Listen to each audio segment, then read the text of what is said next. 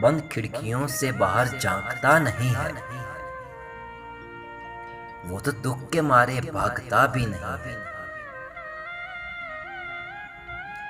डटकर खड़ा हो जाता है मुकद्दर के सामने।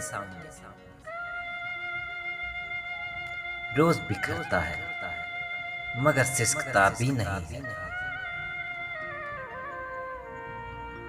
रोज दफनाता है रंग बिरंगे ख्वाबों को।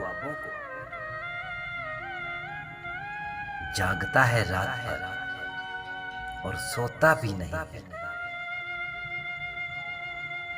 हर हर्फे अज़ियत पे खूब मुस्कुराता है। वो ऐसा शख्स है रोता भी नहीं। वो ऐसा शख्स है रोता भी नहीं।